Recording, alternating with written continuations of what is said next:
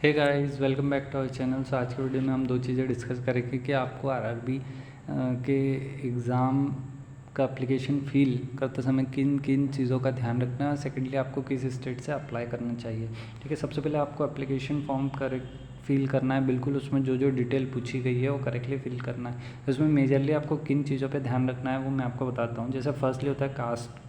आपकी कास्ट जो है वो आप करेक्टली फिल करना है। ऐसा नहीं कि साइबर कैफ़े ने गलत डाल दी है और फिर, क्योंकि ये चीज़ें क्या है कि डीवी में आपको प्रॉब्लम क्रिएट करेगी। कास्ट सर्टिफिकेट आपके पास होना चाहिए। जैसे फॉर एग्जांपल आप रिजर्व कैटेगरी से बिलोंग करते हैं तो आपके पास कास्ट सर्टिफिकेट होना चाहिए, सेंट्रल फॉर्मेट वाला होना चाहिए। ठीक है, आप बनवा लेना अगर नहीं है आपके पास। तो सेकेंडली होता है ईडब्ल्यूएस सर्टिफिकेट। सो ईडब्ल्यूएस अगर आप सिलेक्ट करते हैं तो ईडब्ल्यूएस के लिए आपके पास करंट फाइनेंशियल ईयर का, जिस फाइनेंशियल ईयर में डीवी होगा उस फाइनेंशियल ईयर का आपके पास कास्ट सर्टिफिकेट होना कंपलसरी है। ठीक है, ये दो चीज़ें आपके पास होना कंपलसरी है और इसको आप ध्यान से फिल करिएगा। सेकंड थिंग होती है एजुकेशन क्वालिफिकेशन डिटेल।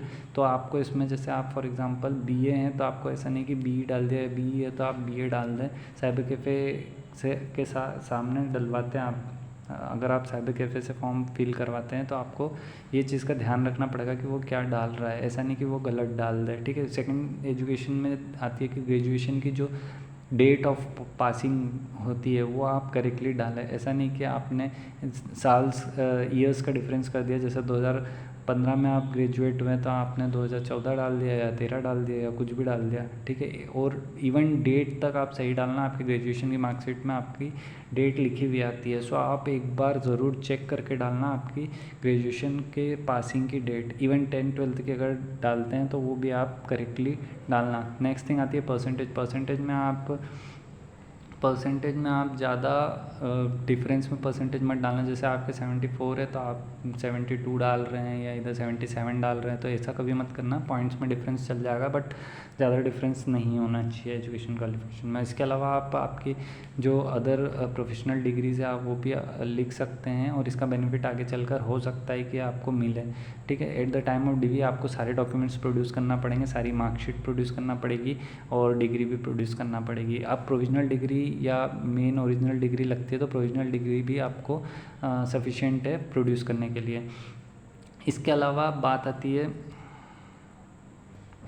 उन लोगों की जो इस मतलब उसी साल पास आउट होने वाले हैं जिस साल एग्ज़ाम है। तो आप लोगों को ध्यान रखना होगा कि आपका जो ग्रेजुएशन ने एक पर्टिकुलर डेट दी होती है नोटिफिकेशन में, मुझे याद नहीं है, तो जो भी डेट होगी वो आप चेक कर लेना कि उस डेट तक आपका रिज़ल्ट आ जाना चाहिए। अगर उसके बाद रिज़ल्ट आता है तो आप एलिजिबल नहीं होंगे, ये ध्यान रखना।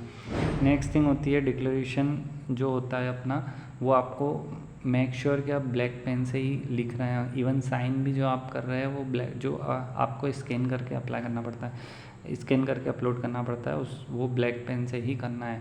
और उसके अलावा होता है जो आपका थंब इम्प्रेशन होता है वो लेफ्ट हैंड थंब इम्प्रेशन होता है, तो आप वही अप्लाई करें। प्लस जो इसमें इंक लगती है वो ब्लू भी चलेगी ब्लैक भी चलेगी। अब उन लोगों के लिए जिनने ऑलरेडी फॉर्म फिल कर दिया है, ब्लू पेन से आपने डिक्लेरेशन फिल कर दिया है, तो रिस्क ले सकते हैं आप। 95% चांसेस है कि आपका निकल जाएगा फॉर्म, रिजेक्ट नहीं होगा। ठीक है, क्योंकि इसमें डिक्लेरेशन में सिर्फ हैंड राइटिंग वगैरह चेक करते हैं, इंक से उसका कोई लेना देना नहीं होता। बट फिर भी आप अगर अप्लाई कर सकते हैं तो आप कर दीजिए रिस्क से बचने के लिए।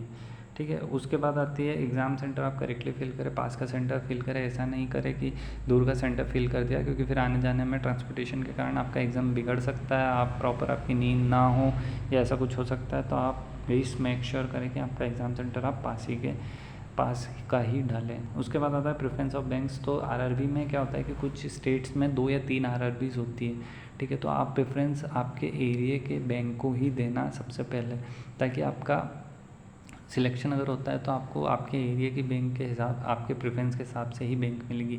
मैंने ये गलती IBPS क्लर्क में कर चुका हूँ कि मैंने प्रेफरेंस जो डाला था IBPS क्लर्क में वो थोड़ा ऊपर नीचे डाल दिया था, जिसकी वजह से मुझे मेरी ऊपर वाली बैंक मिल गई थी मुझे। तो आप ध्यान रखना कि आप जो प्रेफरेंस डालें वो अकॉर्डिंग टू आपका, आप जो चाहते हैं उसके अकॉर्डिंग डालें, ना कि ऐसा कि दूसरे रीज़न की आरआरबी आपने आप फर्स्ट नंबर पर डाल दिया और सेकंड नंबर वाइस वर्सा।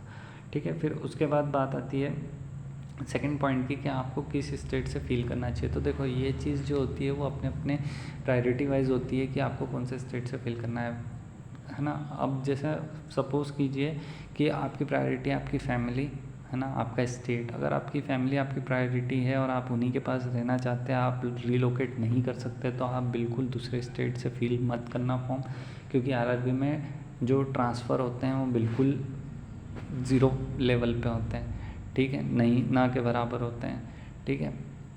सो आप दूसरे स्टेट से अप्लाई मत करना अगर आपकी प्रायोरिटी है कि आप रिलोकेट नहीं कर सकते। फिर उसके अलावा अगर आपकी प्रायोरिटी नहीं है, आप रिलोकेट कर सकते हो, तो आप बिल्कुल आप दूसरे स्टेट से फ़ील कीजिए, क्योंकि आप दूसरी पॉइंट ये भी होता है कि आप रह सकते हैं या नहीं रह सकते दूसरे स्टेट में, सर्वाइव कर सकते हैं या नहीं कर सकते। मेरे हिसाब से अभी राइट नाउ आपको जॉब की ज़रूरत है, तो आपको ज़रूर दूसरे स्टेट से फ़ील करना चाहिए।